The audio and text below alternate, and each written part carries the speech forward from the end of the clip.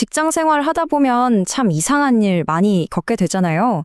리더는 길을 잃고 막 헤매는 것 같은데 이상하게 조직은 안 망하고 어떻게든 앞으로 나아가요. 바로 그런 상황 말이에요. 오늘은 무려 2500년 전의 고전이죠. 논어를 통해서 바로 그 미스터리를 한번 파헤쳐 보겠습니다. 아마 여러분도 이런 생각 한 번쯤은 해보셨을 거예요. 아니, 우리 리더는 무능한 것 같고 심지어 좀 문제가 있는 것 같은데 도대체 왜 우리 회사는, 우리 조직은 침몰하지 않고 굴러가는 걸까? 보통 리더 한 명이 조직의 운명을 결정한다고들 믿잖아요. 근데 현실은 꼭 그렇지만은 않은 것 같죠? 오늘 그 비밀을 한번 알아보겠습니다. 사실 이 질문, 이게 오늘날에만 하는 얘기가 아니에요. 아주 오래된 질문입니다. 논어 환문편을 보면요. 어떤 사람이 공자에게 정말 똑같은 질문을 던져요. 그 당시 위나라 군주였던 영공이라는 사람이 있었는데 이 사람이 무도로 아주 악명이 높았거든요. 그러니까 도리가 없는 행동을 일삼았다는 거죠. 그런데도 나라가 멀쩡히 돌아가니까 다들 고개를 갸우뚱했던 겁니다. 자, 그럼 공자는 뭐라고 답했을까요? 여기서 정말 흥미로운 포인트가 뭐냐면 공자가 군주인 영공에 대해서는 진짜 한마디도 안 했다는 거예요. 그 대신에 그는 나라를 굳건하게 지탱하고 있는 3명의 실무자를 딱 지목했습니다. 저는 이 사람들을 조직을 떠받치는 세계의 기둥이라고 부르고 싶네요. 첫 번째 기둥은요, 바로 중수거라는 인물입니다. 이 사람의 역할은 뭐였냐? 바로 외교였어요. 다른 나라에서 사절단이 오면 맞이하고 협상하는 일이었죠.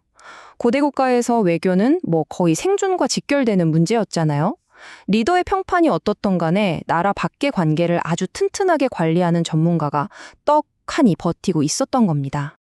이 전문가의 역할이 얼마나 중요한지 이 한마디에 다 들어있어요. 이웃나라 사신이 와서 당신네 군주가 저렇게 방탕한데 우리가 어떻게 믿고 동맹을 맺겠소? 하고 비웃을 때 이 전문가는 변명 같은 거 안 합니다. 대신에 조직의 실질적인 강점을 딱 내세우죠. 군주 개인의 문제는 문제고 우리의 국방력과 무역 이익이라는 실리는 변함이 없습니다. 바로 이 단호함, 이게 조직의 존엄성을 지켜낸 거예요. 이거 딱 요즘 회사로 치면 전략적 파트너십이나 투자자들을 상대하는 IR 부서의 역할과 정확하게 맞아떨어집니다. 리더 개인의 리스크 때문에 조직 전체의 신뢰도가 막깎여 나갈 때 실력으로 무장한 전문가의 대응이야말로 외부의 믿음을 지켜내는 최후의 방어선이 되는 거죠. 자, 두 번째 기둥은 축타라는 인물입니다. 이 사람의 임무는 종묘, 그러니까 나라의 조상을 모시는 사당에서 제사를 주관하는 일이었어요. 이게 왜 중요하냐면 리더가 엉망진창일수록 조직의 근본, 우리의 뿌리가 뭔지를 지키는 역할이 더 중요해지기 때문이에요. 군주가 제사를 하찮게 여기고 참석조차 안 할 때도 이 전문가는 그냥 묵묵히 자기 일을 하는 거예요.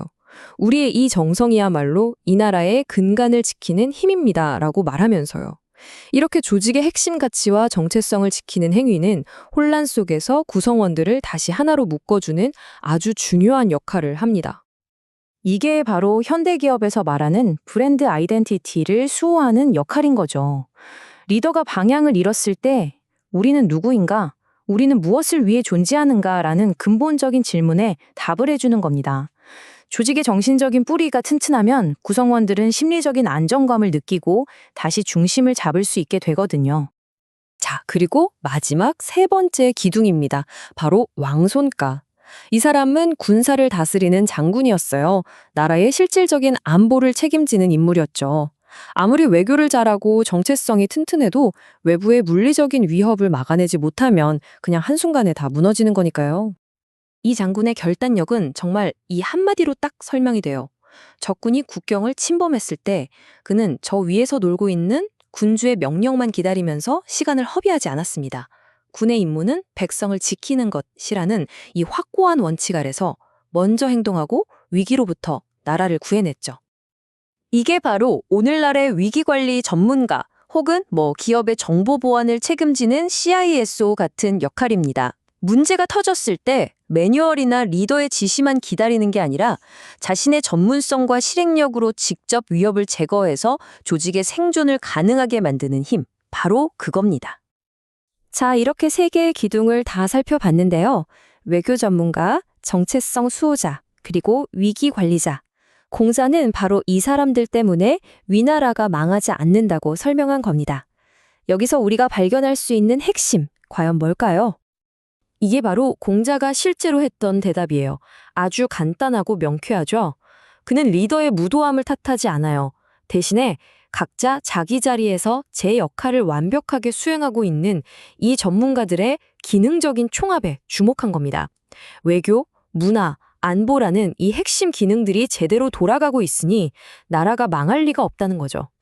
결국 핵심은 이거예요. 조직의 운명을 결정하는 건 리더 한 사람의 결함보다 훨씬 더 강한 시스템이라는 겁니다. 각 분야의 전문가들이 자기 역할을 다 하면서 만들어내는 이 견고한 시스템이 무능한 리더가 만드는 리스크를 상쇄하고도 남는다는 통찰인 거죠. 이것이 바로 시스템의 승리입니다. 자, 이런 상황에서 자기 역할을 묵묵히 해내는 전문가들의 태도, 이걸 우리가 사자성어로 명철보신이라고 하거든요. 근데 보통 이 말을 되게 안 좋게 생각하잖아요. 그냥 몸살인다, 나서지 않는다, 뭐 이런 소극적인 의미로 오해하곤 하죠. 하지만 원래 뜻은 완전 다릅니다. 훨씬 더 깊고 용감한 뜻을 담고 있어요. 명철보신의 진짜 의미는요, 지혜롭게 자신의 본분을 다해서 자기 자신뿐만 아니라 조직 전체를 지켜내는 용기. 바로 이거에 가깝습니다. 이건 소극적인 회피가 아니라 가장 적극적이고 지혜로운 저항인 셈이죠. 이 이야기 속에 나오는 한자들을 하나씩 뜯어보면 그 의미가 더 기가 막히게 다가옵니다. 나라 이름인 위는 조직의 경계를 지키는 방어를 뜻하고요. 군주 이름인 령은 조직의 비전과 정신을 상징합니다. 또 제사를 다스린다는 치는 혼란을 수습하는 관리 능력을, 그리고 군사를 뜻하는 군은 흔들림 없는 실행력을 뜻하죠. 결국 명철보신이란 리더가 부재할 때 지혜로운 사람들이 각자 자기 자리에서 방어하고 정신을 지키고 질서를 잡고 행동해서 조직의 명맥을 이어가는 거대한 연대인 겁니다. 자, 그럼 이 2500년 전의 지혜, 오늘날 우리는 이걸 어떻게 써먹을 수 있을까요? 어떻게 하면 우리 스스로가 이 조직을 지탱하는 강력한 시스템의 일부가 될 수 있을까요? 결론은 아주 명확합니다. 한 조직의 생존은 저기 위에 화려한 스포트라이트를 받는 리더 한 명의 카리스마에만 달려있지 않다는 거예요. 오히려 조직의 진짜 주인은 리더가 만드는 리스크를 상쇄하면서 묵묵히 자기 자리를 지키고 본분을 다해서 스스로가 이 조직을 굴러가게 만드는 시스템 그 자체가 된 사람들, 바로 여러분 같은 분들입니다. 그래서 마지막으로 여러분께 이 질문을 꼭 드리고 싶습니다. 당신은 오늘 당신의 자리에서 우리 조직이 가라앉지 않도록 막아내는 어떤 기둥의 역할을 하고 계신가요? 외교관인가요? 정체성 수호자인가요? 아니면 위기 관리자인가요? 여러분의 그 전문성이 바로 조직을 살리는 진짜 힘입니다.